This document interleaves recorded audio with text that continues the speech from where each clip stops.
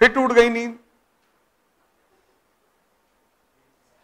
वो इब्लीस को तुम रात में ऑन करके बगल में रखते हो, फोन।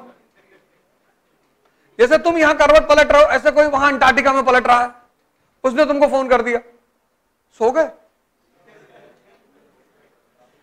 लो,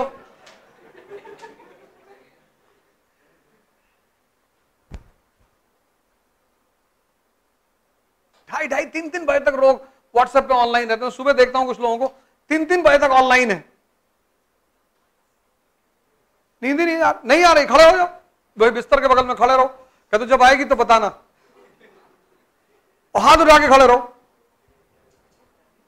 पंखा बंद कर दो, गर्मी लगने लगेगी, मच्छर काटने लगेंगे, पंखा बंद कर दो। ठीक है ना आए, कहते तुझे नींद तो वैसे भी नहीं आ रही, पंखा बंद कर दो, कंबल ओढ़ लो गर्मी में कि वह नींद नहीं आ रही। तुम देखो कैसे नींद आती है।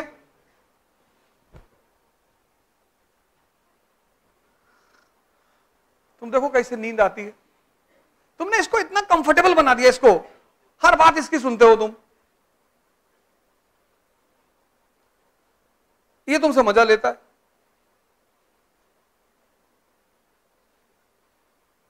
तुमको डराता है, खेलता है तुमसे।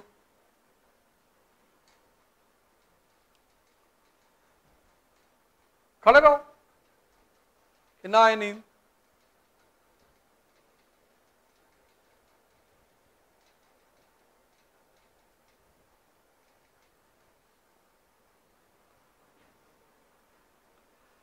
वो चीज तुम सीखते नहीं, सेल्फ पनिशमेंट।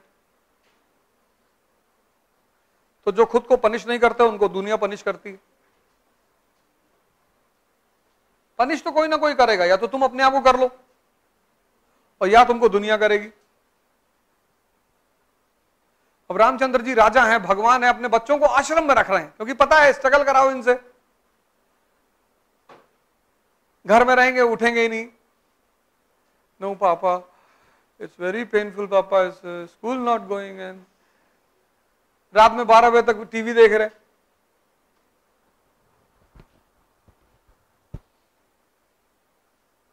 हमारी अम्मा हमको घसीट कर स्कूल ले जाती थी। आजकल की माँ को मैं देखता नहीं किसी को घसीटते हुए, गोद में लिए, रो रहा, उसको रोटी भी खिला रही है। नो बाबा, नो बाबा, बाबा काहे सुनेंगे, बाबा को समझ ही नहीं आ रहा क्या हो रहा। हमारी अम्मा तो 3-4 बार बोलती थी उठ जा, 6 बज रहे हैं, और रिक्शा छूट गया तो समझ लेना। इतना कह के वो अपना नाश्ता बनाने चली जाती और ठीक 6:15 पर एंटर करती थी। बड़ा धड़ाक खड़ा हो गया तुरंत। उसमें रोते रोते जो है ब्रश उठाए, पेस्ट की जगह नूरामेंट लगा लिए, और जब मुंह में लगा पता चला तो नूरामेंट है। आधी नींद में रहता था आदमी ना। अब वो पेस्ट की ट्यूब उठाया, वो फेविकॉल उठा ली, फेविकॉल उठा ली, आंख खुली देखे फेविकॉल लगाए हुए, दांत ही जाम होगा, खुल ही नहीं रहे।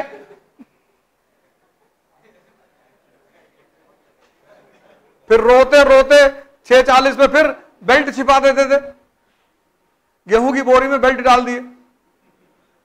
और स्कूल बिना यूनिफॉर्म के तुम जा नहीं सकते। 3-4 फाइट और पड़ा, बेल्ट लेके आओ, कहा वहां बेल्ट निकाल के लाए, लगाया गया। फिर स्कूल पहुंचे, वहां मैडमों मार दी 2-3 हाथ, इधर मैथ की कॉपी में ज्योग्राफी का काम करके लाए। तो पूरी जिंदगी एक हंगामा होती थी। कह रहा भगवान,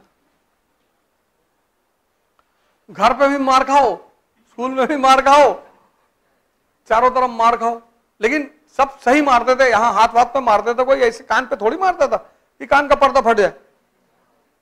यहां मारते थे, साग मारो, आप नहीं करेंगे सर, ऐसे करता था। और जो डेंजर टीचर होता था वो इस तरफ मारता था, धूप में खड़ा कर दिए, जाओ क्लास के बाहर खड़े हो जाओ। खड़े, पनिशमेंट मौज होती थी स्कूल में, बाहर खड़े। कुछ टीचरों को पता चल गया कि ये तो मजा लेते सारे, बाहर निकल गए।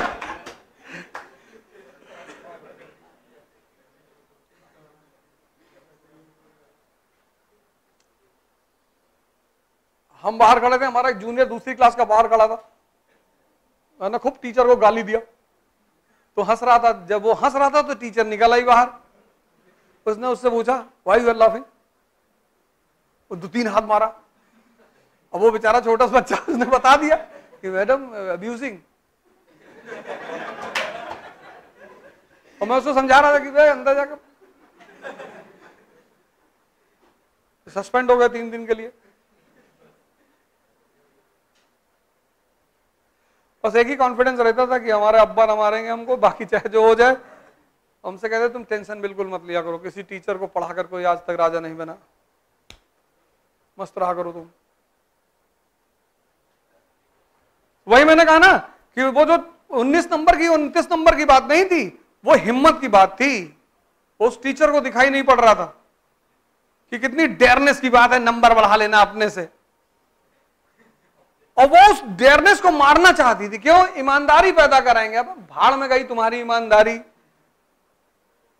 हिम्मत चाहिए बेईमानी करने के लिए, सच बोलने के लिए कौन सी हिम्मत, और वो पैदा हो रही उसके अंदर, और तुम उसे दबा रहे हो। 29, 29।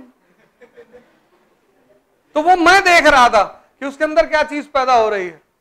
हर बच्चे की मजाल है नंबर बढ़ा दे, उसकी रूह कांप जाएगी अंदर से कि अरे भगवान बीटिंग। क्या डेयरनेस का काम किया उसने, बढ़ा दिया। और उस डेयरनेस को मारना, मेरी श्रीमती से मैंने कहा इसको मारना मत, क्योंकि तुम समझ नहीं रहे हो कि क्या हो रहा है। यही हिम्मत अगर ये सही जगह लगा देगी, और अगर गलत जगह भी लगाएगी तो कुछ तो करेगी। लेकिन बिना हिम्मत का मरा हुआ आदमी, मैं क्लास में देखता हूं बैठे हैं,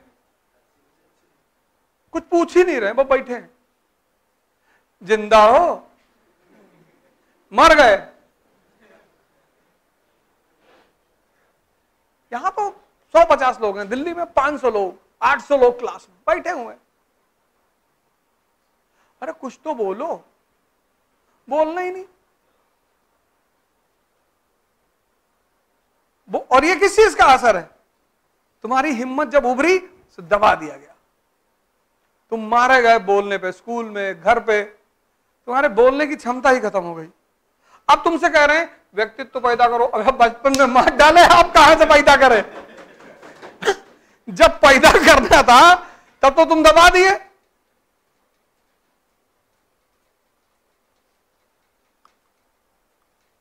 बुढ़ापे में कोई साइकिल सीख पाता है?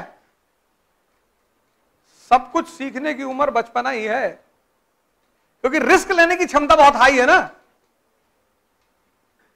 सारी खुराफात बचपन में, नदी में कूदवा लो, कुएं में कूदवा, वो तो कूदने के बाद पता चलता था कि फंस गए। अब तुमसे कोई कुएं में कूदवा ले। भाई हमारे चाचा के लड़के थे, कहे कुएं में कूदो तो नीचे पाताल रास्ता जाता है।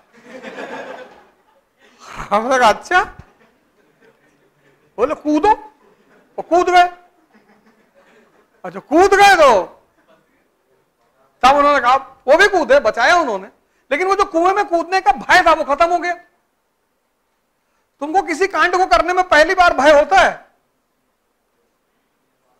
छिपकली की पूंछ पकड़ ली तो पहली बार भय है, एक बार पकड़ ली तब तो 2 छिपकली पकड़ के लड़ा रहे हो, फिर ऐसे मारो, फिर ऐसे कर रहे हो, फिर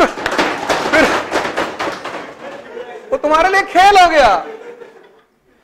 नहीं भाई, जो तुमसे भाग रही है तुम उससे काहे भाग रहे हो?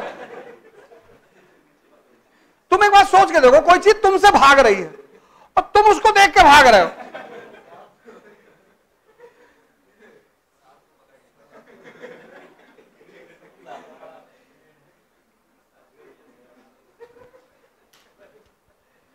अब कह रहे हैं इंग्लिश सीखो, बचपन में इंग्लिश पढ़ाया नहीं।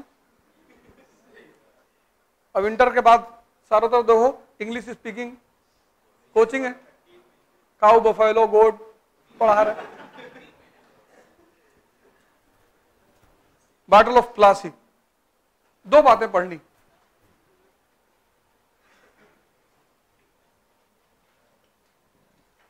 पहली बात, important features, important features of this battle. दूसरा, रेलेवेंसी। रेलेवेंसी को हिंदी में क्या बोलते हैं? प्रासंगिकता। पहला इंपॉर्टेंट फीचर्स, प्रमुख लक्षण। दूसरा relevancy, important features, sorry relevancy मतलब प्रासंगिकता, इंपॉर्टेंट फीचर्स प्रमुख तत्व। पहला तत्व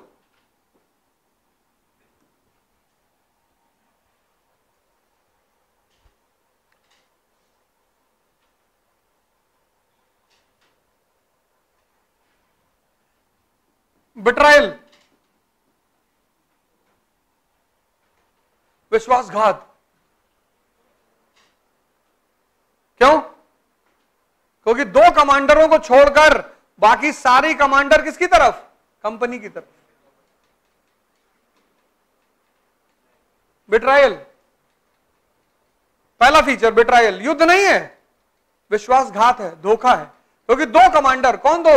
मीर मदन और मीर मोहन, दो कमांडरों को छोड़कर बाकी सारे कमांडर कंपनी की तरफ। दूसरा,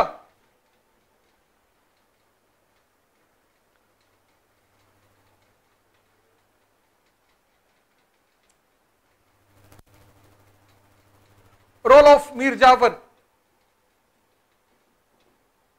मीर जाफर की भूमिका, सबसे बड़ा खेल इसी ने खेला, जैकॉल ऑफ मीर जाफर।